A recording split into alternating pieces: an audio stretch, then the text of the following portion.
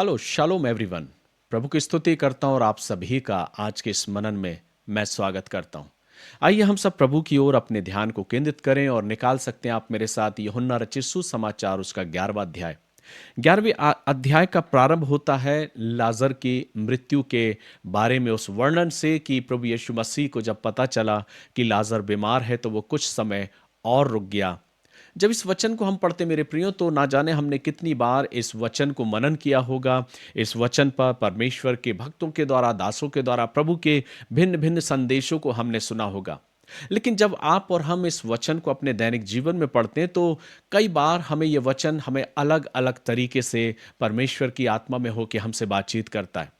आज इसके एक अलग रूप को मैं आपके बीच में रखने का प्रयास करने जा रहा हूं, अपनी बुद्धि और ज्ञान के आधार पर नहीं मेरे प्रियो, लेकिन हम परमेश्वर की आत्मा की प्रेरणा से भर के इस वचन को सीखना चाहते हैं।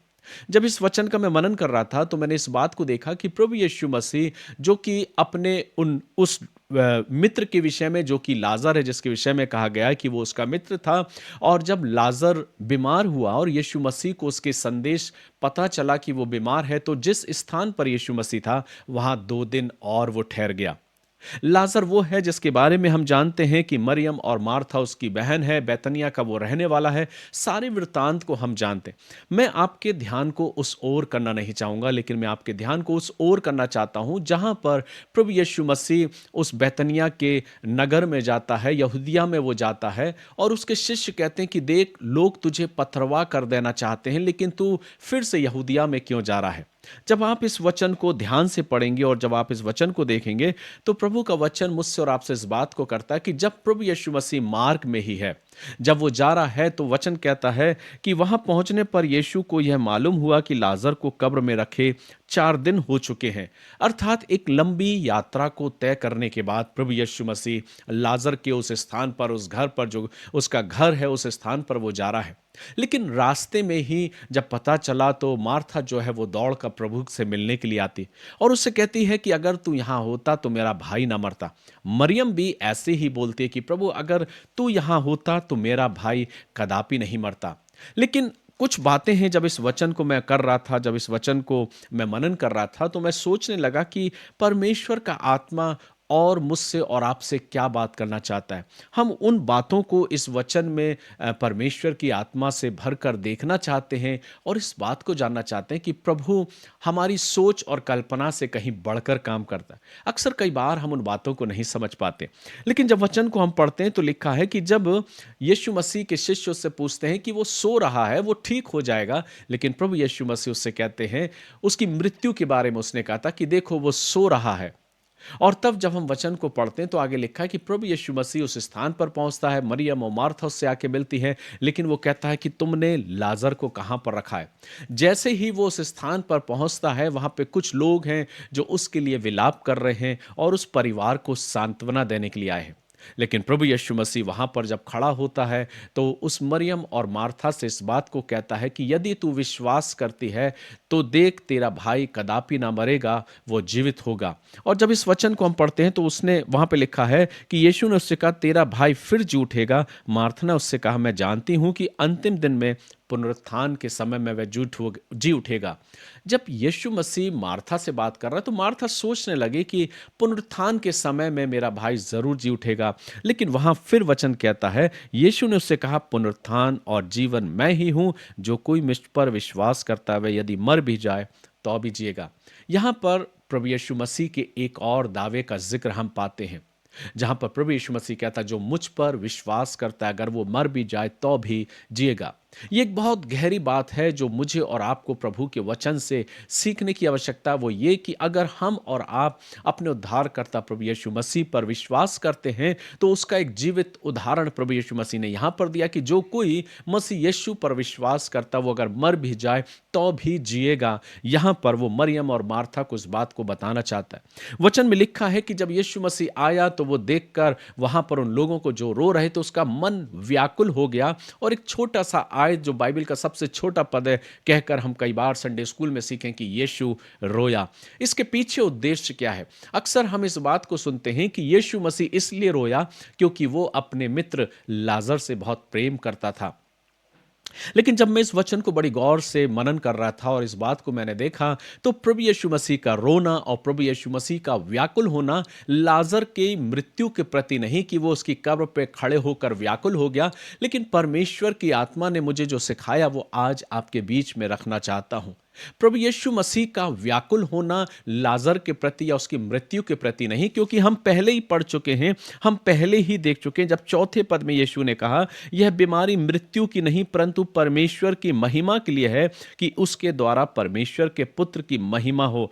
तो यहाँ पर प्रभु यीशु मसीह ने प्रारंभ में ही अपने शिष्यों को इस बात को बता दिया था कि यह इसलिए यह बीमारी मृत्यु की नहीं परंतु परमेश्वर की महिमा के लिए है। और आगे जब हम पढ़ते हैं तो प्रभु का वचन हमें इस बात को बताता है कि यीशु और मार्था और उसकी बहन और लाजर से प्रेम रखता था। फिर भी जब उसने सुना कि वह बीमार है तो जिस स्थान पर वह था वहां 2 दिन और ठहर गया। इसके बाद उसके चेलों से कहा, आओ हम फिर यहूदिया को चलें।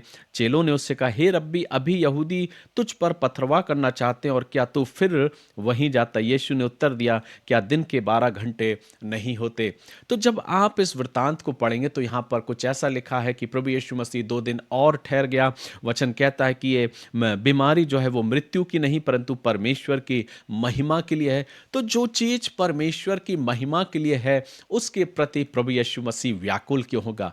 और जब मैं इस वचन को पढ़ रहा था तो मैंने इस बात को देखा कि उस मृत्यु के विषय में, जिसके विषय में लोग विलाप कर रहे थे, प्रभु यीशु मसीह वहां खड़े हुए उन लोगों के प्रति व्याकुल होता है, उदास होता है और रोता है। वास्तविकता यीशु मसीह का रोना लाजर के लिए नहीं है, क्योंकि लाजर को तो वो जीवित करने ही आया है, तो उसके प्रति वो क्यों रोएगा? और दूसरी तरफ वो उदास अगर हो रहा है, व्याकुल हो रहा है, तो वो लाजर के प्रति नहीं पर वो उस भीड़ के प्रति हो रहा है जो वहां पर खड़े होकर विलाप कर रहे हैं, जो वहां पर रो रहे हैं उस मृत्यु के लिए, उस लाजर के लिए जो मृत हो गया है।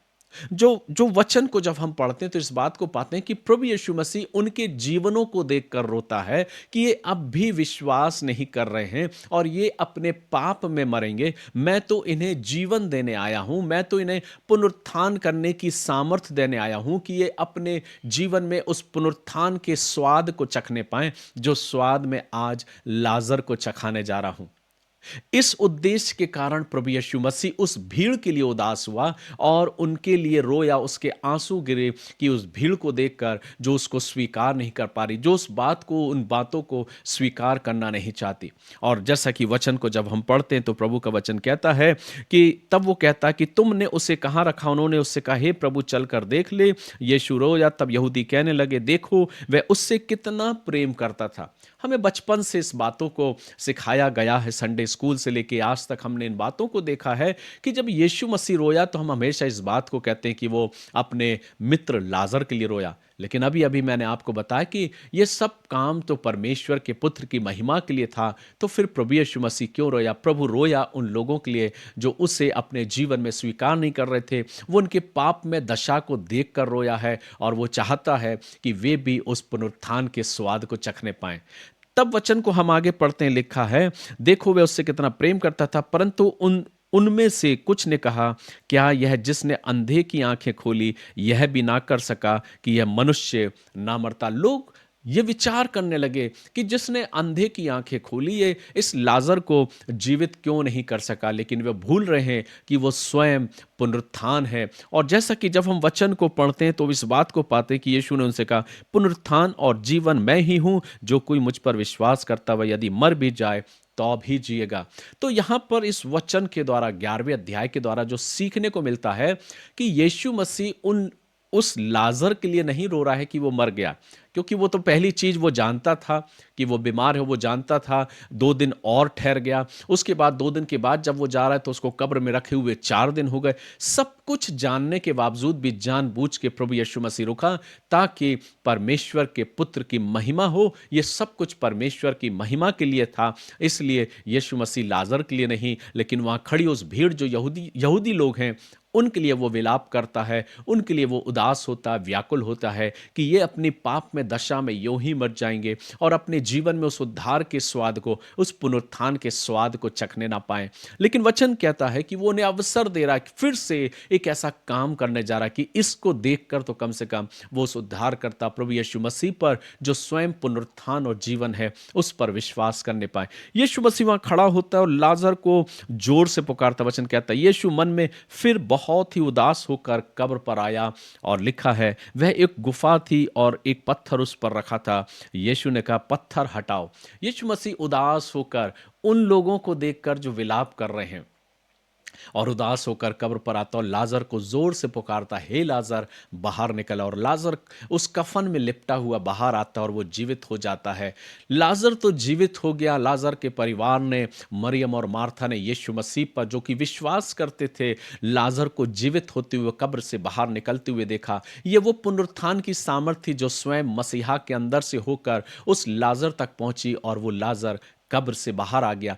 जब वहां की उपस्थित भीड़ ने देखा तो क्या देखा कि लाजर कब्र से बाहर निकल आता है, जीवित होता है, और उसमें से कितने लोग मसीह यीशु पर विश्वास करते, लेकिन कितने लोग उसको फिर से ढूंढने लगते हैं, षड्यंत्र रचते हैं कि इसको कैसे पकड़ा जाए और मार डाला जाए।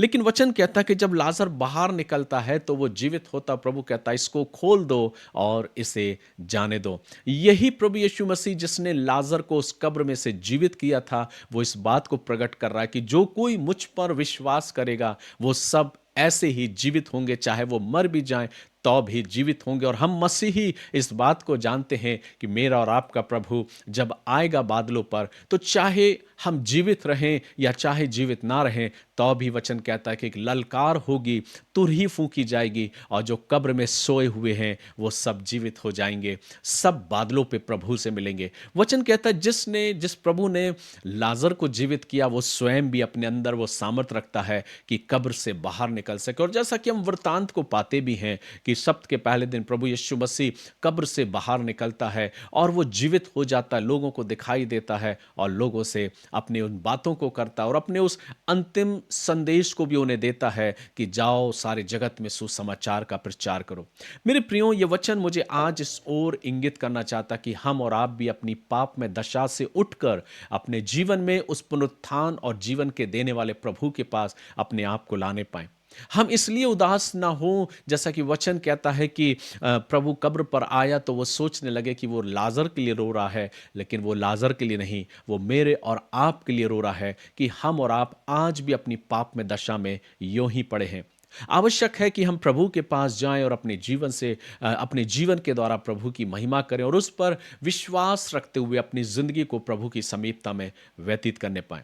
मैं प्रार्थना करता हूं कि परमेश्वर का आत्मा हमारी निगाहों को खोले कि हम प्रभु के जीवित वचन को समझने पाएं कि प्रभु क्यों रोया। प्रभु इसलिए रोया ताकि हम और आप अपने जीवन में उस पुनरुत्थान और जीवन देने वाले प्रभु पर विश्वास करने पाएं, ताकि प्रभु हमें भी, जैसे उसने लाजर को उस कब्र से बाहर निकाला, जैसे वो स्वयं कब्र से जीवित होकर बाहर निकला, एक वक्त आएगा, एक समय आएगा जब हमारे प्रिय भी प्रभु के दोबारा आगमन पर कब्रों से बाहर निकलेंगे, जीवित होंगे, और हम सब प्रभु से बादलों में मिलेंगे। सो प्रभु इन वचनों के द्वारा आप सभी को अपनी अपार आशीषों से परिपूर्ण करे। आशा करता हूं कि आज का वचन आपको जरूर आशीष प्रदान किया होगा। अगर आपने आशीष को पाया है तो अपने लोगों के साथ जरूर शेयर करें। आइए हम प्रार्थना करें। प्यारे प्रभु, बड़ी धन्यवाद के साथ आपके करीब आते हैं, धन्यवाद देते हैं आपने अपनी आत्मा की प्रेरणा से भर के प्रभु अपने वचन को समझने का यह अवसर दिया कि हम आपके वचन को आज सीखने पाए। प्रभु प्रार्थना करते हैं हर एक सुनने वालों पर प्रभु आपकी आशीष हो, हर एक जुड़ने वालों पर आपकी आशीष मांगते हैं। अपने आप को, अपने जीवन को और आज के इस वचन को प्रभु आपके सामर्थ्य हाथों में सौंपते हुए खुदावंद यीशु मसीह के नाम से इस दुआ को मांगते हैं, आमीन। God bless you. प्रभु आप सभी को आशीष दे। प्रभु का अनुग्रह और प्रभु की आशीष आप सभी के साथ यूं ही बनी रहे। जय मसीह की।